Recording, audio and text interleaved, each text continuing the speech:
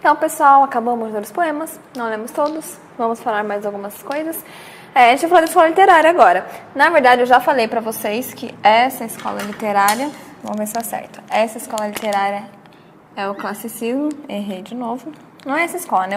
Esses sonetos são inseridos naquilo que a gente chama de classicismo.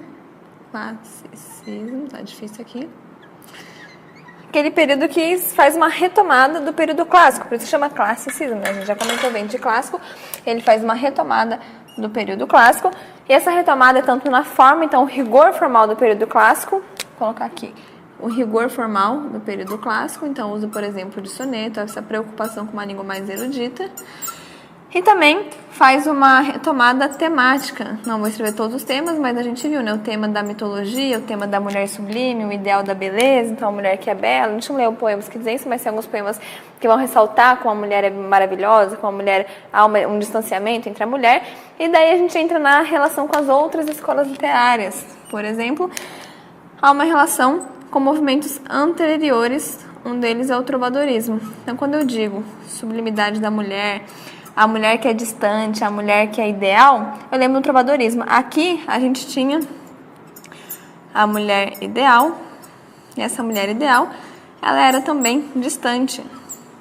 E porque ela era distante, o amor não podia se concretizar, eu tinha um homem que sofria. Então a gente chamava isso de coita amorosa. A coita é o sofrimento amoroso, o homem que sofre porque a sua amada está distante. Ela é perfeita, ela é sublime, ela é maravilhosa, mas ela é inalcançável.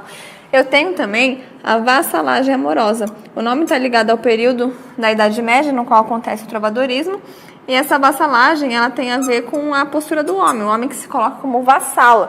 Ele coloca-se como vassalo e ele tem um senhor. Quem é o senhor dele? No caso, é a senhora. Então, a amada é a senhora. Ele vai dar vida pela senhora, ele vai viver pela senhora. Então, a vassalagem amorosa, uma característica aqui do trovadorismo, que também aparece no período clássico, tá bom? Então, essas três aqui. Essa vassalagem, e o tema do amor, naturalmente, né? O tema do amor que aparece nesse âmbito todo. Essa vassalagem, né? Essa senhorio, o homem que é submetido a alguém não é só a senhora. Ele se submete à senhora porque ele quer, mas a gente já viu que ele é submetido por uma força do além ao destino e ao amor. Então tem essa relação de vassalo e senhorio com a senhora, que em alguns poemas vem inclusive com letra maiúscula, né? A senhora, ele fala mesmo, senhora com letra maiúscula, né? Então a gente percebe essa coita, essa vassalagem, e também em outros poemas, como eu já disse, a aventura, a fortuna e o amor, certo? Então, trovadorismo. O que mais? Outro movimento aí que a gente vai ter, que a gente consegue estabelecer uma relação, é o movimento que vem pertinho ali, o barroco. O que acontece com o barroco? O que a gente tem no barroco? O barroco é um movimento dos contrários, né? Então, um movimento em que o homem não sabe quem ele é, o ápice da instabilidade humana. Então, a gente tem ali no classicismo o predomínio do antropocentrismo, esse homem que começa a ter esse problema interior, essa instabilidade, e no barroco a gente tem esse ápice. Então, é o momento dos contrários, dos contrastes. Então, a escola dos contrastes, e esses contrastes, esse maneirismo, essa instabilidade, essa angústia de existir já aparece em Camões. Maneirismo. A gente tem também uma relação com arcadismo. O arcadismo ele vai ser conhecido como neoclassicismo. Então, na verdade, o que a gente vai dizer... Aqui eu não estou só colocando movimentos pelos quais o classicismo foi influenciado, tá bom? Eu estou colocando também movimentos que foram influenciados pelo classicismo. Então, quer dizer, relações com escolas literárias. Quais influenciaram o classicismo e quais o classicismo influenciou, tá bom? Então aqui o arcadismo vem depois, o arcadismo vem depois e ele é conhecido como neoclassicismo. Justamente porque ele vai retomar também características clássicas. Por exemplo, ele vai retomar ali a questão da mitologia grega, a questão do ideal de beleza, da harmonia, em reação ao barroco, porque o barroco é um movimento dos contrastes, um movimento muito exagerado, muito cheio de rebuscamento, muito com imagens fortes, com contraste de cor também nas obras plásticas. Então o arcadismo vem para retomar aquela harmonia clássica, aquele período mais ideal, mais tranquilo, tá bom? Depois o romantismo já é pertinho da gente, né? Nossa, gente, mas tem a ver com o romantismo também? Sim, o romantismo por quê? Ele também vai falar do amor, então em relação à temática, né? O romantismo que fala do amor que tem essa mulher muitas vezes distante, que tem essa idealização da mulher. Então, o amor, como eu disse, principalmente essa questão da idealização. E, por fim, o parnasianismo. Parnasianismo, que é um movimento que acontece no final do século XIX, então ali 1890, a gente tem uma retomada de novo do período clássico, e essa retomada é principalmente pela forma. Então, a forma clássica.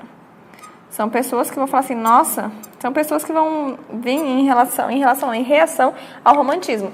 O romantismo que é um movimento que, apesar de falar de amor, então ter essa possibilidade de relação com o período clássico, essa idealização, esse sofrimento pela mulher, então todo esse contexto do amor da mulher que aparece, em relação à forma, a gente tem um rompimento enorme com o clássico. Então é um período em que surge o romance, que na época nem existia, então surge o romance, surge um novo público, com classes sociais que antes eram marginais, passam a ser centrais, a poderem ler, poderem escrever. E algumas pessoas não concordam muito com isso, falam que tá virando bagunça, agora qualquer coisa é literatura, que coisa horrorosa, olha essa língua, olha essa linguagem popular aparecendo em escritos, circulando por aí como se fosse arte, no fundo isso não é. Começa uma briga e o pessoal do parnasianismo escreve poesia e eles vão se importar com a forma, porque eles vão falar assim, o que importa na verdade é a forma, a arte pela arte. A arte ela não tem que ser usada para algum outro evento, para algum outro final, com outra finalidade, porque os românticos e os realistas, que vêm aqui um pouquinho depois do romantismo, eles também usavam, além de ter essa liberdade formal que incomodava os parnasianistas, eles também traziam ali a questão social para o romance, então muita denúncia, muita crítica, e o parnasianista falava, o que é isso? Agora você está usando a literatura para criticar a sociedade e a arte, onde vai parar? A literatura é arte, a linguagem se basta, a arte se basta, arte pela arte é o lema do parnasianismo. E ele retoma, por isso, a forma clássica, né? A questão do conteúdo não, então aqui o conteúdo eles não se importam, eles falam que o conteúdo não tem importância nenhuma, não precisa falar de nada, eles vão, como eles têm que falar de alguma coisa, né? Porque eles não pretendem falar de nada, mas precisa falar, já que eles estão escrevendo um poema, né? Tem que ter algum assunto. Então eles falam de coisas nada a ver, descrevem um vaso, retomam a mitologia grega, então aparece de novo no tema, aparece a relação com a mitologia, mas aqui a ideia não é falar da mitologia, não é mostrar um conhecimento histórico, não é discutir filosofia, é muito diferente a abordagem temática. A ideia é apenas defender uma forma clássica, um rigor formal, e daí o tema é qualquer um, porque tem que ser, e por isso eles acabam falando de deuses, mas o objetivo principal, a relação principal é a relação formal, tá bom?